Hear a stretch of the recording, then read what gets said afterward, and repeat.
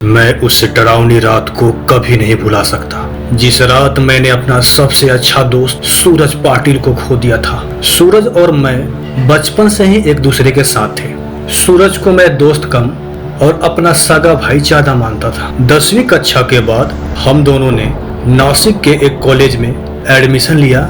हमारे लिए नासिक कॉलेज अनजान था, लेकिन कुछ ही दिनों में हम दोनों ने उस शहर का चप्पा चप्पा छान मारा, क्योंकि जब भी समय मिलता हम दोनों शहर के चक्कर लगाने के लिए निकल जाते। हम दोनों रोज रोज उसी शहर में घूमकर बोर हो चुके थे, इसलिए एक रात हम लोगों ने कहीं दूसरे जगह जाने का प्लान बनाया। हम दोनों ने काफी सोचने के बाद कामी जंगल में जाने का प्लान बना लिया।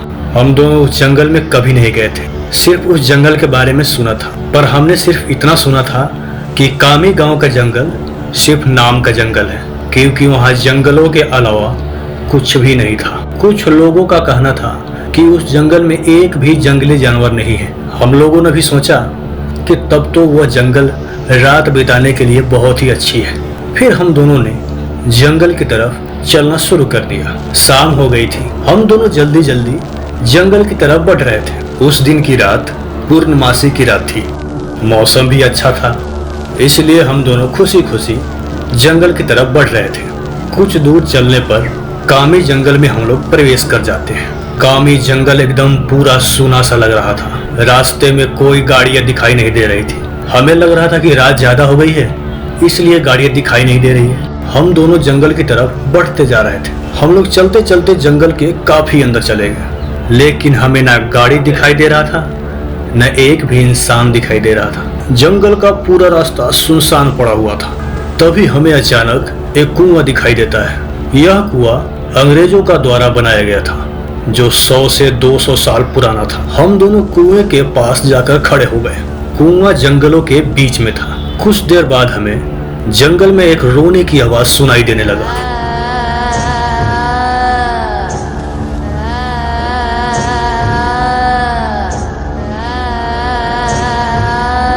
हम दोनों थोड़ा डर गए।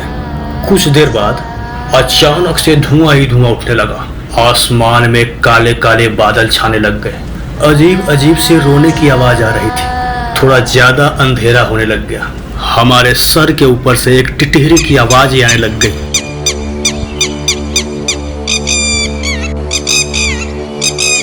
मानो वह टिटहरी हमसे कह रही थी कि यहाँ से जल्दी भाग जाओ। मैं सूरज को बोलता हूँ, सूरज सूरज यार, यहाँ कुछ अच्छा नहीं लग रहा है। टिटहरी का चीखना मतलब हमारे चारों तरफ खतरा मंडरा रहा है। हमें जल्दी यहाँ से निकल जाना चाहिए। सूरज बोलता है, अरे भाई, कुछ अशुभ नहीं होता, ये सब बस अंधविश्वास है। यहाँ खड़े रहो और चुपचाप नजारा देखो। तभी अचानक कुएं के ऊपर एक लड़की आ जाती है। वो बार बार कुएं में झांक रही थी। मैं सूरज को बोला, अरे सूरज, देखो वो लड़की कुएं के ऊपर चढ़ गई है। हमें ऐसा लग रहा है कहीं कुएं में कूद ना जाए। सूरज ने पीछे मुड़कर देखा। वह लड़की बार बार कुएं में झांक रही थी। ऐसा लग रहा था कि वह गुस्से में कुएं में कूदने वाली है। सूरज बोलता है, भाई, वो खुदकुशी करने की कोशिश कर रही है। सूरज ने मुझसे कहा खुदकुशी। ये सब सुनकर मेरे हाथ पैर कांपने लगे, क्योंकि जब मैं एक बच्चा था तब मेरे दादाजी ने खुद को फांसी लगाकर खुदकुशी कर ली थी, और वो मैं ही था जो उन्हें पहली बार फांसी पर लटकते हुए देखा था।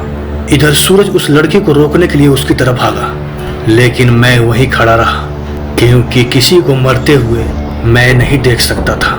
सूरज तेजी से चिल्लाया, अरे लड़की, क्या कर रही हो? क्यों अपनी जान गंवा रही हो? क्या दिक्कत है, मुझे बताओ। सूरज उस लड़की के बहुत ही करीब पहुंच गया था, और तभी वह लड़की कुएं में कूद गई। जब तक मैं दौड़ते हुए सूरज के पास पहुंचा, वह लड़की कुएं में डूब रही थी और चीख रही थी, बचाओ बचाओ। पर हम उसे सिर्फ डूबते हुए देख रहे थे, क्योंकि हम दोनों बहुत ही ज्यादा डर गए थे। तभी सूरज से रहा नहीं गया और कुएं के अंदर छलांग लगा दी।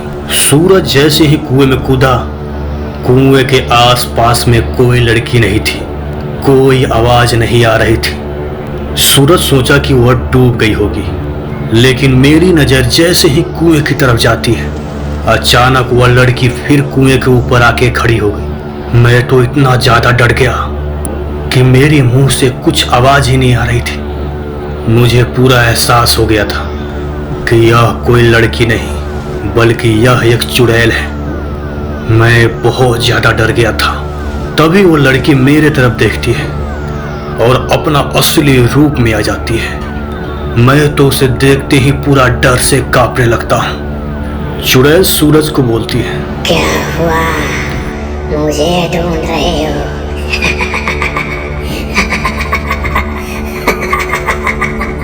सूरज पानी की सतह से हमें देख रहा था। सूरज कुएं से उस चुड़ैल को देख रहा था। चुड़ैल हंसे जा रही थी। चुड़ैल सूरज को बोलती है, डरो मत, मैं तुम्हें अपने साथ ले जाऊंगी। जब मैंने ये सुना तो मेरा दिल डर से दहल उठा। मैंने सूरज से चिल्लाते हुए कहा, सूरज जल्दी पानी से बाहर निकलो, नहीं तो ये चुड़ैल तुम्हें मार देगी। सूरज पूरी तरह से डर गया था। उसे एहसास हो गया था कि मेरी जान अब जाकर ही रहेगी, क्योंकि यह चुड़ैल मुझे कुएं से निकलने नहीं देगी। कुछ देर बाद चुड़ैल ने सूरज के ऊपर वार करके सूरज की जान ले लेता है और मैं देखते रह जाता हूँ। मैं अपने दोस्त के लिए कुछ नहीं कर पाया।